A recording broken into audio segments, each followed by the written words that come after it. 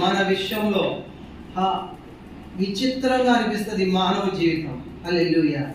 మనిషి కనిపిస్తున్న బాహ్యములు చూస్తున్న లోపల అంతరంగం చూడాలి. హల్లెలూయా. విచిత్రమైనటువంటి తల్లి గర్భంలో ఉండగానే మన దేవుడు ఏర్పరచుకున్నారు, ఎన్నుకున్నారని వాక్యం చదివిస్తా ఉంది. హల్లెలూయా. ఆయన చూస్తున్న దేవుడు. హల్లెలూయా. ఆయన ఎవరంట? చూచుచున్న దేవుడు. ఆయన పేరు చూచుచున్న దేవుడు. ఆయన ఉన్నవాడు, అనువాడైన వాడు. హల్లెలూయా. ఆయన సన్నిధానంలో చూచుచున్న దేవుడు. ఆయనకి ఏది మరుగై ఉండదు. నినివే మహాప్రాంతంలో పాపం విస్తరించినందున ఆ ప్రాంత ప్రజల్ని రక్షించాలనేటువంటి ఒక ఆలోచన. ఎందుకంటే మనం క్రీస్తు చేత తయారు చేయబడినటువంటి వారు. ఆయన అరచేతుల్లో యెషయా 49:16 ఆయన అరచేతుల్లో చెక్కబడ్డవారు. సృష్టిని మనిషి యొక్క యేసు తన యొక్క పూర్వకాలం ముందు ఆత్మరూపిగా ఉన్నప్పుడు ఆయన స్వరమెక్కి పలకగాన్ని కలిగిని. కానీ నిన్ను నన్ను ఎవరంట? ఆయన స్వాస్థాలతో చేసుకున్నాడు. హల్లెలూయా. ఆయన కుమారుడిగా ఉన్నటువంటి మనం, కుమార్తెగా ఉన్నటువంటి మనల్ని కాపాడవలసిన బాధ్యత ఆయనకు ఉన్నదని ఎరిగి ఆయన బాధ్యతను మరొక అదే రీలో నడుస్తున్నప్పుడు పాపం విస్తరించినటువంటి మానవుల వైపు చూస్తున్నప్పుడు అక్కడ నినివే ప్రాంతం మొత్తం ఆ సదోమ గొమొర్రాకి పట్టిన గతి పట్టకూడదని, అది బాగవ్వాలని, ఆయన జల ప్రళయంలో నశించిపోకూడదు, ఒకేసారి అంతరించిపోకూడదని, అలాగే ఎన్నడూ జరగదు అని ఆయన కోపించిన క్రీస్తే జాలిపడి జాలిగల దేవుడు మన తండ్రి అయి ఉన్నాడు. హల్లెలూయా. ఆయన కోపించువాడైతే మనం ఈ రోజు ఈ భూమిలో ఉండం. ఎందుకంటే ఎన్నో మార్లు ఆయనకి వ్యతిరేకంగా తిరిగాం, ఎన్నో మార్లు ఆయనకి వ్యతిరేకంగా మాట్లాడాం, ఎన్నో మార్లు ఆయన ఇచ్చిన ఆజ్ఞకి అతిక్రమించాం, ఆజ్ఞ వినలేదు. హల్లెలూయా.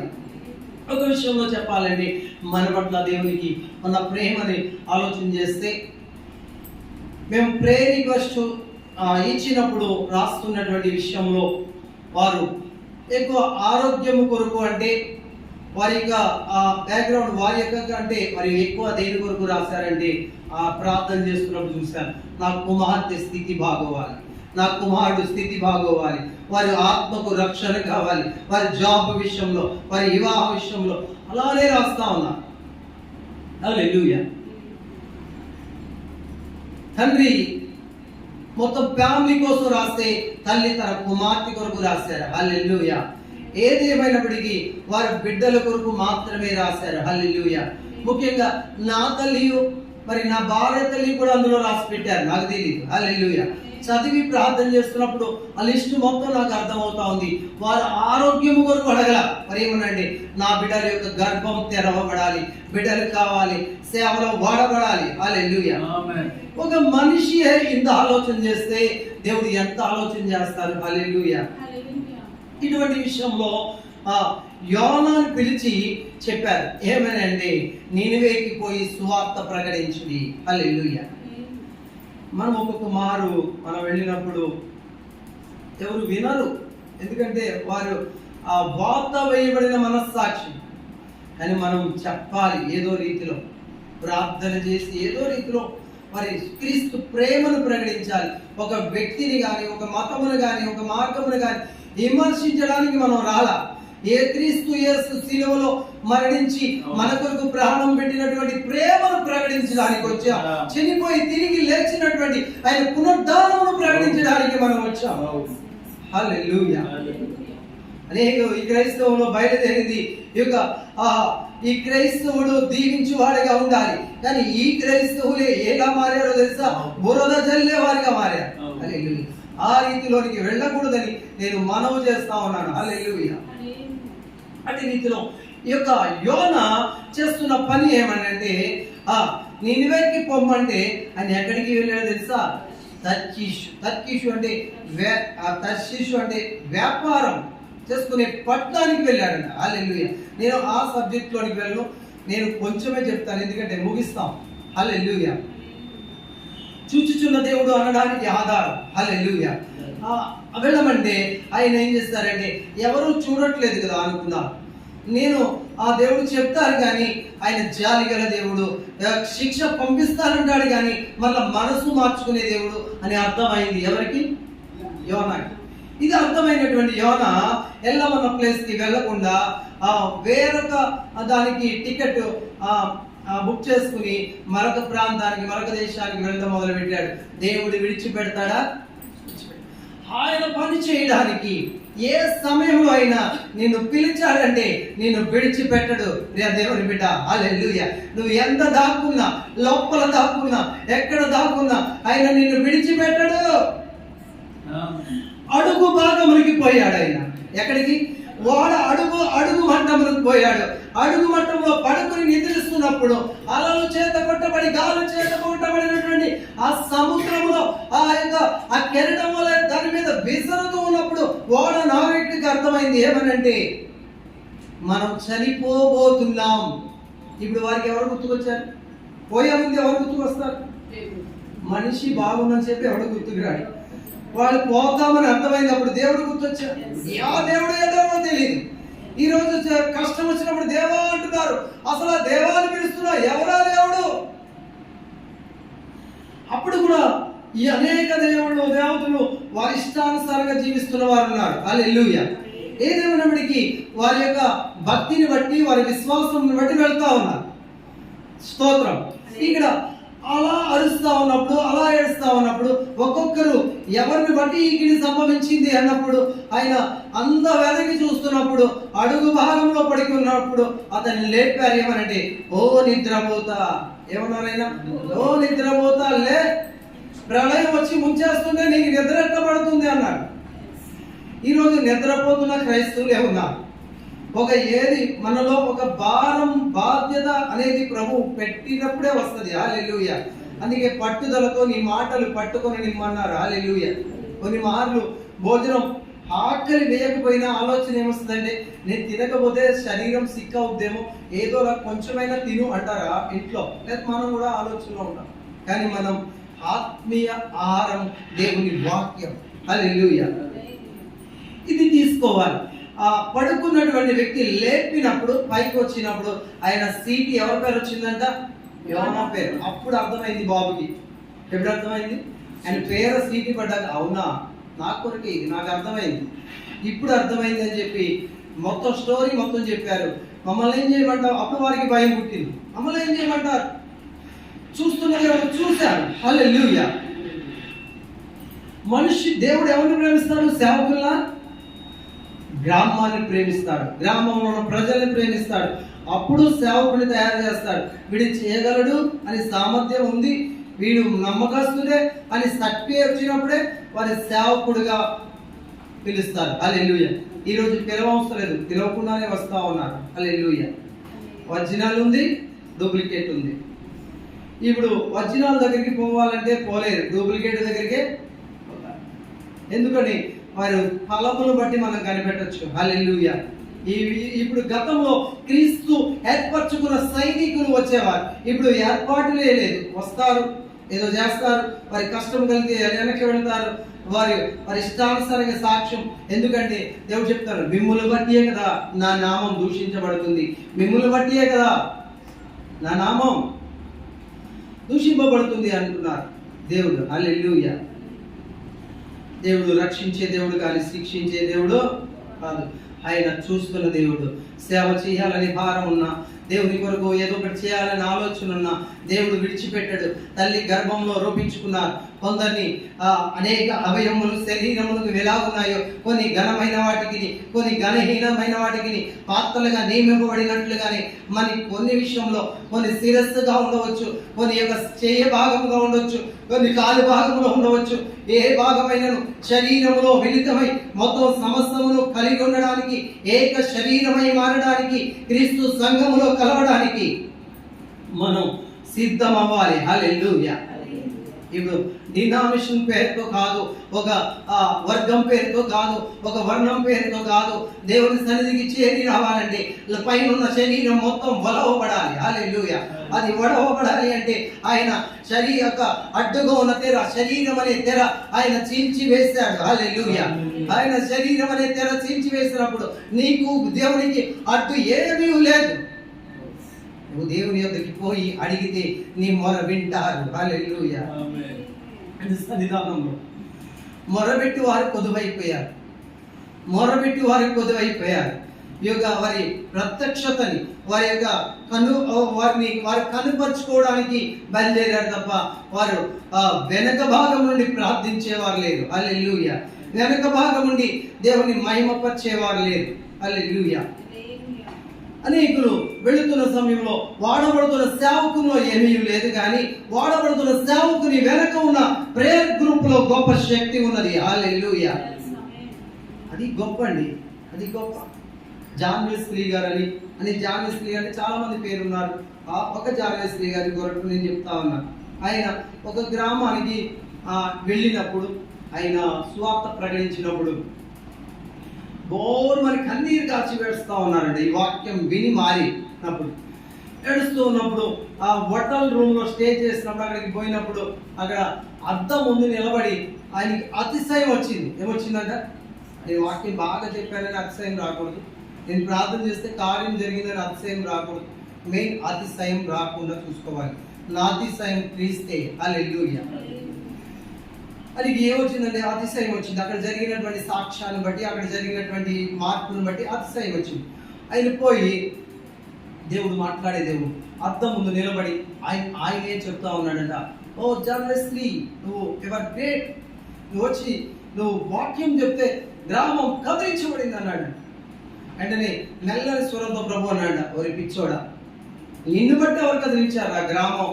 ఇదిగో కాటి కాలు చాపుకుని చనిపోయే ముసలి వస్తానో బతుకుతానో మొత్తం ఫుడ్ మొత్తం మానేసింది.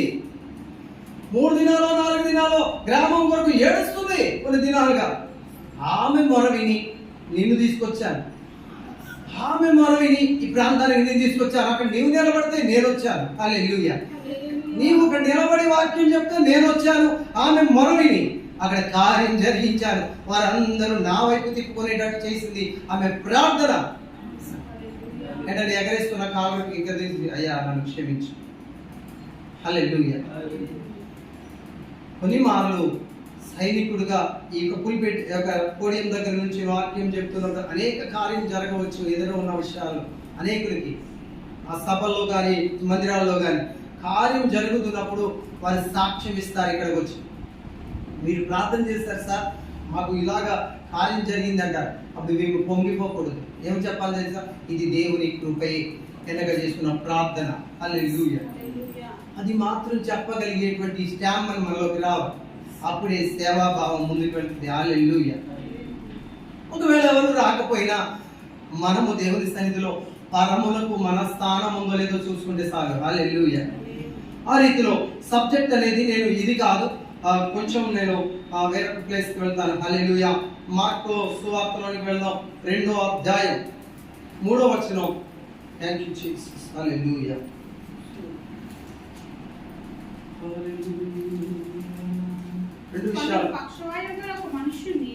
ఇక్కడ కొందరు పక్షవాయు గల ఒక మనుష్యుని నలుగురి చేత మోయించుకుని ఆయన ఎవరు? ఆయన ఎవరు? ఆయన యేసు. హల్లెలూయా. ఇది ప్రేమ. ఎవరి? క్రీస్తు ప్రేమ. కొందరు వారికి అసాధ్యం, కానీ వారికి ఉన్న ద్రవ్యములు ఇచ్చి 4 మనుషులు పెట్టి మోయించుకొచ్చారట. హల్లెలూయా. 3 పాయింట్లు ఇందులో కనిపిస్తాయి. ఒకటి, అందులో గేదర్ అవుతున్నటువంటి సమాజంలో వారి వల్ల కాదు, కానీ అక్కడ 4 ఏర్పరిచారు. హల్లెలూయా. హల్లెలూయా. ఇక్కడ ఒక విషయంలో మొట్టమొదటిగా కొందరు ఒక వ్యక్తి పక్షవాయు గల వారితో వారిని బాధపడుతూ ఉండడం చూడలేక అక్కడ గేదర్ అయ్యి కొందరు మనం ఏం చేద్దామని ఆలోచన చేసి ఒక ఐక్యత కలిగి అక్కడ నలుగురు మనుషులను పిలిచారు. హల్లెలూయా. నలుగురు మనుషులను తెచ్చి వారిని మోయించుకుని వెళ్ళారంట. హల్లెలూయా.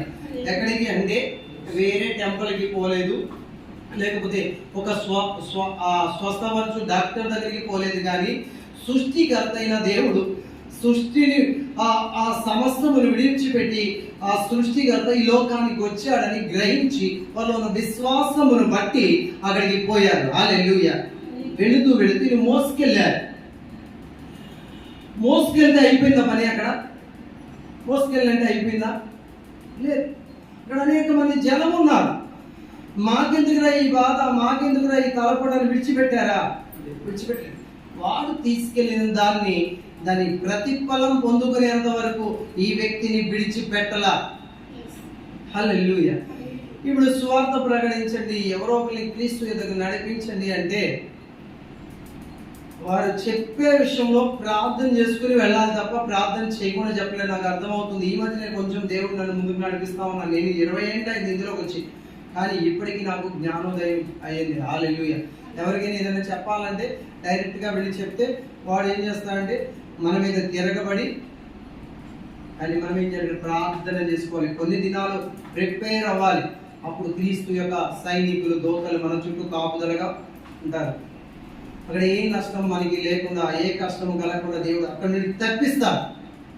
ఇప్పుడు వీళ్ళు తీసుకెళ్ళినటువంటి క్రీస్తు యొద్దకు తీసుకెళ్ళినటువంటి వ్యక్తిని అక్కడ అనేక మంది జనం ఉన్నారు. ఎందుకు కొరకు వచ్చారంటే వీళ్ళందరూ స్వస్థత కొరకు వచ్చారు. వీరందరూ ఆ ఫుడ్ కొరకు వచ్చారు, తిండి కొరకు వచ్చారు. కొందరేమో ఎందుకు వచ్చారు? హల్లెలూయా. ఇక్కడ రాయబడలేదు, కానీ అక్కడికి వచ్చిన వారు, ఆయన వెంబడించే వారందరూ ఒకటి ఫుడ్ కొరకు, స్వస్థతల కొరకు, ఆ కార్యాల కొరకు వెతకి వచ్చిన వారు. కొందరు మాత్రం ఉన్నారు నిత్య జీవం కొరకు వచ్చిన వారు. హల్లెలూయా. ఈరోజు మందిరములు అనబడినటువంటి మందిరాల్లో నింపబడుతున్న ప్రజలందరూ సమస్యను బట్టి వచ్చి సమస్య పోయిన తర్వాత వెనక్కి తిరిగి వెళుతున్నారు. కుష్ఠరోగులు 10 మంది వచ్చారు ప్రభుని చేరుకోవడానికి. 10 మంది కలిసి ప్రభుని అడిగారు, నన్ను శుద్ధినిగా చేయమని అడిగితే దేవుడు అన్నాడు వారిని శుద్ధీకరించారు. హల్లెలూయా. వారు ఏ ప్రార్థన చేయలేదు, కానీ క్రీస్తు యొద్దకు వచ్చారు. వచ్చినందుకు ప్రభు వారి యొక్క చూశారు. హల్లెలూయా. వచ్చినప్పుడు వారిని స్వస్థపరిచినప్పుడు, బాగైనప్పుడు అక్కడ ఎంతమంది కౌంట్ చేయాలి? దేవుడు లెక్క చూసుకుంటారు. అక్కడ ఎంతమంది వచ్చారు? యేసు యొద్దకి కృతజ్ఞతా భావం తెలియపరచడానికి ఒక్క వ్యక్తి మాత్రం వచ్చాడు. హల్లెలూయా. దేవుని యొద్దకు వచ్చినప్పుడు ఒక్క వ్యక్తియే వచ్చి ఏమన్నారంటే, అయ్యా నన్ను శుద్ధినిగా చేస్తావు, నీకు ధన్యవాదం అని చెప్పారు, థ్యాంక్ యూ చెప్పారు, స్తోత్రం చెప్పారు. ప్రభు ఆ వ్యక్తి వైపు తిరిగి ఉన్న 9 మంది ఎక్కడా? హల్లెలూయా. తెలుసు దేవునికి. అదే స్థితిలో ఉన్నటువంటి అనేకులు వచ్చి ఆ కార్యం జరిగిన తర్వాత వెనక్కి వెళ్ళిపోతున్న వారున్నారు. స్వస్థతల కొరకు, ఆ ఫుడ్ కొరకు, లేకపోతే ఏదో జరగాలని వస్తున్న వారు ఆ కార్యము జరిగిన తర్వాత తిరిగి వెనక్కి వెళ్ళిపోతారు. హల్లెలూయా. మరి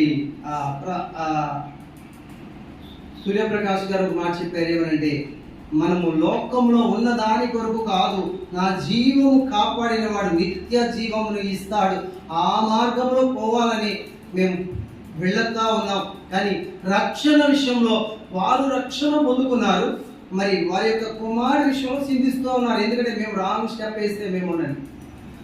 కానీ అది దేవుడి చిత్తం లేకుండా ఏది జరగదు. ఏమో వారి మార్పు కొరకు ఆయన అలా చేసి ఉండొచ్చు. హల్లెలూయా. అయితే మన దేవుని యొక్క స్థితి మార్చడానికి అక్కడ అనేకులు ఉన్నప్పటికీ మోసుకొచ్చిన వారు ఏం చేస్తారండి? ఇంటి పైకి పోయి కప్పు విప్పి ఆయన ఎదుట దించారట. హల్లెలూయా. ఇక్కడ బాధలో ఉన్న, ఇబ్బందిలో ఉన్న, ఇప్పుడు 10 years బ్యాక్ లో ఉన్నటువంటి ప్రేమ పుల్లేదు. ఒక వ్యక్తి హాస్పిటల్కి వెళ్ళారంటే ఆ ఇంటి పేరటోళ్ళు అందరూ కలిసి ఒకరి తర్వాత ఒకళ్ళు అయ్యో ఎలా జరిగిందో అలా జరిగిందని పరామర్శించేవారు. ఇప్పుడు వాడికి ఒకరికి ఏమవుతుందో ఇంకొకరికి తెలియదు. ఎందుకంటే వాళ్ళ ప్రేమ చల్లారిపోయింది. ఎవరు యథావిధి తదాతది, ఎవరి పరిస్థితి అదే. అప్పుడైతే ఒక్క వ్యక్తి బాగోకపోతే అనేకులు చేరి వచ్చి మనం ఏమి చేయాలి, ఈ వ్యక్తికి ప్లాన్ చేసి మంచి చేయాలని ఆ మంచి అయినటువంటి మంచి యొద్దకి నడిపించేవారు ఆ రోజు క్రీస్తు యొద్దకి ఈ వ్యక్తికి నడిపించారు. హల్లెలూయా. నడిపించినందుకు ఎంతమంది కలిసి ఒక వ్యక్తిని నడిపించారంటే కొందరు, అంటే చాలా మంది, అక్కడ అందరూ ఇందులోని కౌంట్ లేదు, చాలా మంది కలిసి ఎంతమంది నడిపించారంటే 4 తీసుకొచ్చి ఒక వ్యక్తిని తీసుకెళ్లేటట్టు చేశారు. హల్లెలూయా. నేను ఒక ఆత్మను కూడా రక్షించలేకపోయానండి. ఏదో నేను ప్రార్థన చేస్తే మా అమ్మాయి మారింది, నేను ప్రార్థన చేస్తే మా అబ్బాయి మారింది, చాలు, దేవునికి స్తోత్రం. నిన్ను నువ్వు రక్షించుకుని ఒక్క వ్యక్తిని రక్షించిన పరలోకంలో ప్రతిఫలం నీకు ఉంటుంది. వెళ్ళినప్పుడు నిన్ను బలా నమ్మకమైన మంచి దాసుడా అంటాడు దేవుడు. హల్లెలూయా. ఇక్కడికి వెళ్ళినప్పుడు ఆయన ముందుకు దిగినప్పుడు ఆయన విశ్వాసాన్ని చూసి ఆశ్చర్యపోయాడంటే యేసయ్య. విశ్వాసం మొదటి వ్యక్తి మనలో ఏమన్నారంటే విశ్వాసం. ఎవరి విశ్వాసమును బట్టి? రోగికి ఉన్న విశ్వాసముని బట్టి కాదు, తీసుకొచ్చిన వారి విశ్వాసమును బట్టి.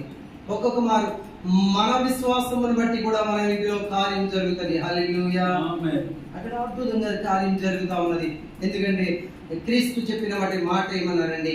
ఆ రోగికి ఏ రోగం ఉన్నది అని గ్రహించి తెలుసుకున్నప్పుడు లోపల క్లాట్ అయినటువంటి ఆ క్లాట్స్ విడుదల పొందాలంటే ఈ యొక్క నిర్మాణాన్ని నిర్మించిన వాడు, ఈ శరీర నిర్మాణానికి కర్త క్రీస్తే.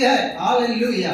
ఏ భాగం ఎక్కడ ఉందో, ఏ పాటు, ఏ నరం, ఏ గుండె భాగంలో ఏ భాగమైన ఎక్కడ ఆ కంప్లైంట్ ఉందో ఆయనకి తెలిసిన వాడు. హల్లెలూయా. ఈ రోగం ఎందుకొరకు వచ్చినదో ఆయనకు అర్థమైంది. పాపం వల్ల వచ్చే జీతము వచ్చిరాక యేసునామములో నీవు లేచి నడుచుగాకన్నారా? నీ పాపములు క్షమింపబడి ఉన్నవి, నీవు లేచి నడువుడి.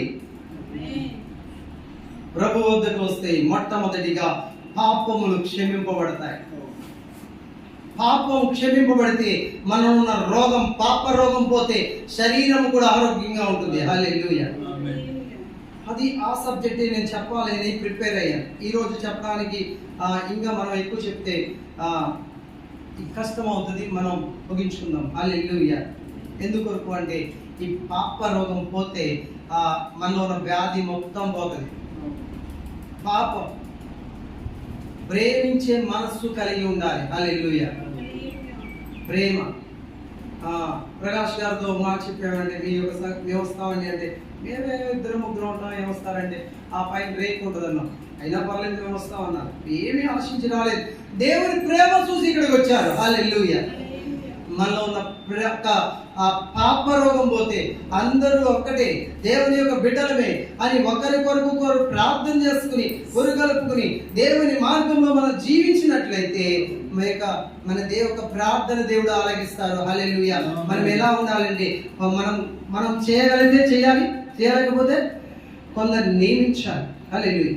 నా వల్ల కాదేమోనని కొందరిని నేను కొందరు కాస్ట్ ఖర్చు అయినప్పటికీ అదే స్థలంలోకి కొందరికి తీసుకొచ్చి అక్కడ ప్రార్థన పెడతాం. ఎందుకంటే ఆ ప్రార్థనలో క్రీస్తులోనికి అనేకులు పట్టబడాలని.